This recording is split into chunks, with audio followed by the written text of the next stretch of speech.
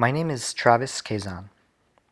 My dad wasn't very affectionate, but one of my fondest memories was crabbing with him in Hawaii in the Waialae Stream at Kahala Beach Park. I wasn't a good surfer or a fisherman like my oldest brother or my dad, but crabbing, this was something that I could do. So when you're crabbing, you take these circular crab nets. It's about the size of a hula hoop. And then you tie a piece of fish to it. And on the other end, there's a long string attached to it. And then at the end of that, there's a stick. So essentially, you keep the stick on you and you throw the crab net into the canal.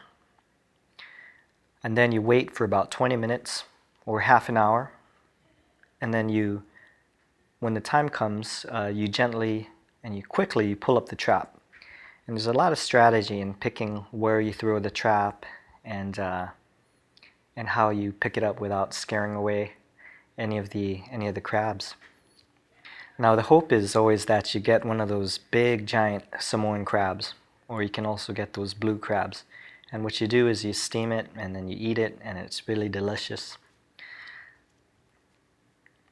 There were times when I was starting to get older, when I was like 12, where I noticed that on these canals, we'd have to climb around these fences to get to the spots where we usually would lay and throw our crab nets.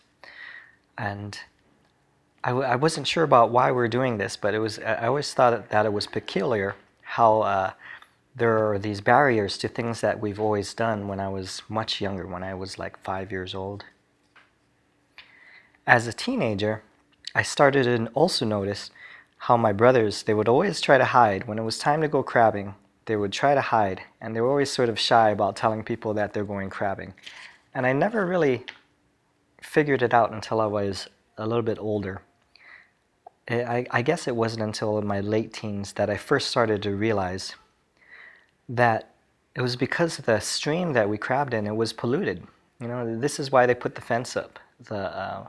Like most streams on Oahu, they started to become unfishable, uncrabbable, because of all the development and the things that the island was going through. And that's sort of the thing that I've come to realize, is that I won't be able to share the same experience that I had with my dad growing up. I won't be able to share this experience with my children or my grandchildren. It's something that's totally gone forever. And I think that's really sad. For the Seattle Globalists, I'm Travis Quezon.